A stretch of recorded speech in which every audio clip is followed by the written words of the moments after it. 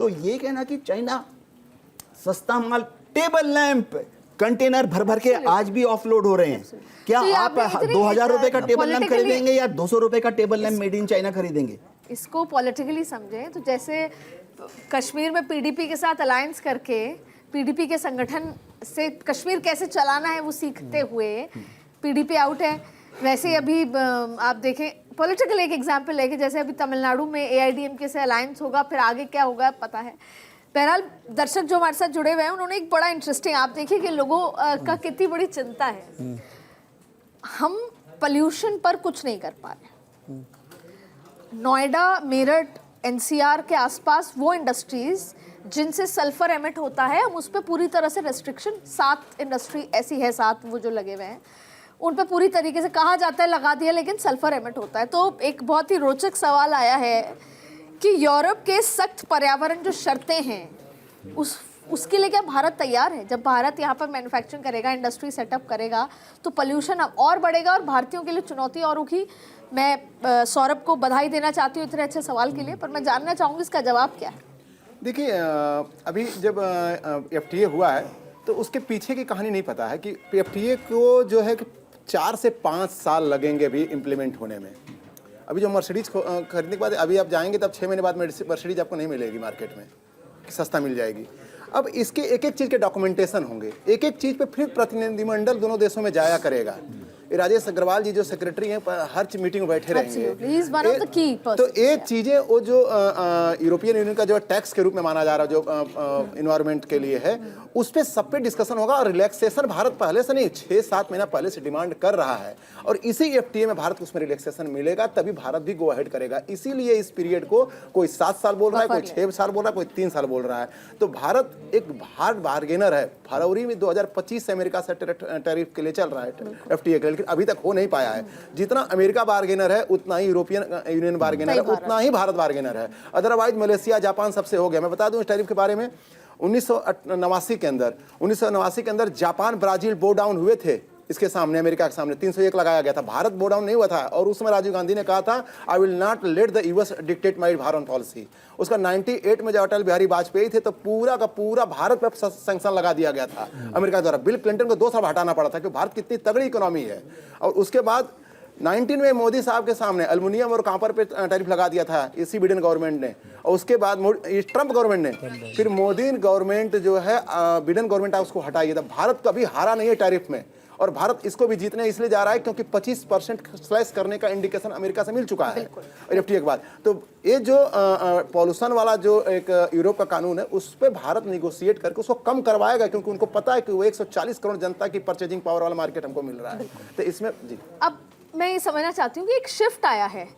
भारत ने कभी भी एक्सेप्ट नहीं किया कि उन्होंने वॉर रुकवाई, ऐसे साइलेंस भी मतलब इज ऑल्सो एन आंसर। मैं ये कह रही हूँ कि जब डावोस में ये कहा गया कि ग्रीनलैंड या हम खरीद लेंगे या हम ऑक्यूपाई कर लेंगे, तो डेनमार्क के प्राइम मिनिस्टर उठे और चले गए। फिर धीरे धीरे पीछे की लाइन भी उठ के चली गई, तमाम लोग उठ के चले गए। ऐसे में आपने कनाडा का रुख देखा और कनाडा पे गवर्नर उनको कह दिया है। आप कहाँ देख रहे हैं अभी, मतलब पहले तो भारत से, पहले चाइना से, रशिया से, भारत तो बहुत बाद में आया, रशिया से पंगा, फिर चाइना से इशू, फिर Bharat, eventually European western world से इशू। अब आप ट्रंप के लिए देखते हैं, ये तो बहुत बड़ा नैरेटिव मैसेज दिया गया है कि डेनमार्क के प्राइम मिनिस्टर उठे और चले गए। कैसे देख रहे हैं? देखिए, ट्रंप जिस तरह के कनाडा के साथ भी, हाँ, ट्रंप जिस तरह के व्यक्ति है उस तरह के व्यक्तित्व को मर्क्यूरियल पर्सनैलिटी बोला जाता है।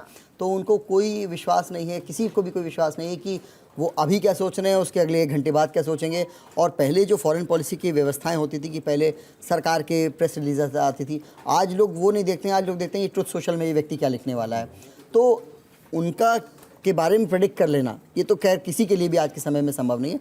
बट हाँ, इतना ज़रूर है कि ट्रंप का टेरर कम हो रहा है। बिल्कुल, मैं आपको बता रहा हूँ, क्योंकि क्या है कि आज के समय में जिस तरीके से जो ड्रम बजा करके वो आए थे कि मैं मेक अमेरिका ग्रेट अगेन, क्या हो रहा है कि अमेरिका इकोनॉमिक और सोशल दोनों फ्रंट्स में बहुत चैलेंजेस इमर्ज हो रहे हैं।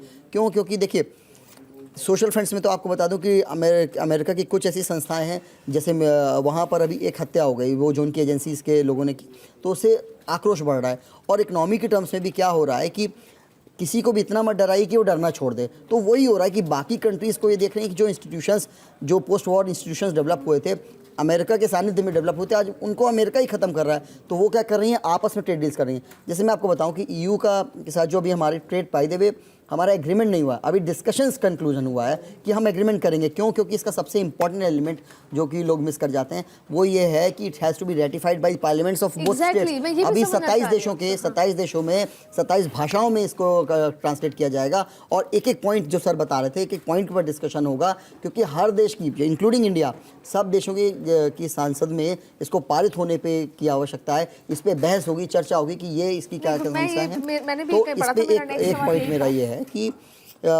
इसको लेकर के अभी चर्चा होनी है।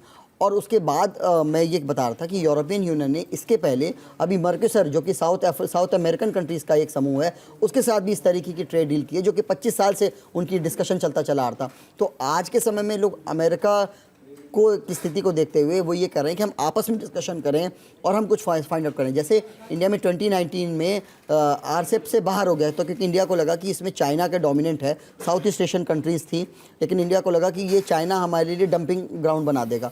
बट अब ये डिस्कशन वापस हो रहा है कि क्या ये स्ट्रेटजी ठीक है कि नहीं, क्योंकि जितनी प्रॉब्लम्स हमें चाइना के साथ में, आज लगभग उतनी प्रॉब्लम्स एक अलग रूप में हमें अमेरिका के साथ दिखाई हुई दे रही हैं। जब देखिए जैसे बात होती है अमेरिका की, तो कई बार होता है कि कांग्रेस से आपको अप्रूवल लेना है, जैसे आप ये टैरिफ लगाते हैं लेकिन नहीं लिया जाता, एग्जीक्यूटिव ऑर्डर्स हैं। अभी ये कहा गया कि पार्लियामेंट में, इन दोनों 27 देशों के पार्लियामेंट, भारत में जब इस पर अप्रूवल होगा तो वो क्या बिल के रूप में आता है या कैसे आएगा? इसका मतलब किस तरीके का वो रहने वाला है स्वरूप? देखिए, जब हम कहते हैं कि दोनों देश में पार्लियामेंट में बहस होगी, जाहिर बात है ये बहस क्यों होती है। सत्ता पक्ष तो पहले से ही हामी भरेगा, विपक्ष को एक मौका दिया जाता है कि उनका पॉइंट ऑफ व्यू क्या है, और अगर वह कुछ कहना चाहते हैं तो कहें, और उसके बेसिस पे लास्ट मोमेंट में भी उसको। नहीं, तो अगर अमेरिका के साथ हमारी जो डील होगी ट्रेड की, उस पे भी क्या पार्लियामेंट में अप्रूवल चाहिए होता है? देखिए, जो भी द्विपक्षीय वार्तालाप हैं, इनके जो मिनट्स हैं वो सारी मिनिस्ट्रीज को सर्कुलेट किए जाते हैं। आम जनता, सिर्फ पार्लियामेंट में विपक्ष नहीं, हम और आप भी अगर जाके देखें, हम भी कमेंट कर सकते हैं। आए अभी, हाँ, और डील्स हुई हमारी एमओयू हैदराबाद में, तो इस बात का कोई डिस्कशन नहीं हुआ ऐसे। तो मैं क्लैरिटी चाहती हूँ जी। अदिति जी, देखो यहाँ पे क्या होगा कि इसका बिल नहीं आएगा पार्लियामेंट में। एफटीए का एक जनरल डिस्कशन होगा पार्लियामेंट में, और इसके अलग अलग जो मिनिस्ट्री जो कंसर्न है वो अपना अपना, जैसे कि एलआईसी से कोई रिलेटेड है या एफडीआई जो एविएशन में है, तो वो अपना एक रेगुलेशन, जैसे यूजीसी ने भी निकाला है अपना एक, तो वो अपना डिपार्टमेंट निकालते हैं और उसके बाद जो है उसको नोटिफाइड करते हैं उसको। तो इसमें इतने सारे एंगल्स हैं कि वो बिल के रूप में नहीं आएगा। पर्टिकुलर एक बिल, एफटीए का कोई बिल नहीं होता, वो फाइनेंस बिल में इंक्लूड हो जाएगा। जो भारत का सरकार का फाइनेंस बिल होगा, जो सीतारमण जी प्रस्तुत करेंगी। ये फ्री ट्रेड में ही होता है कि आप दोनों सदनों से इसको पूरा नहीं, फ्री ट्रेड का कोई बिल नहीं आएगा।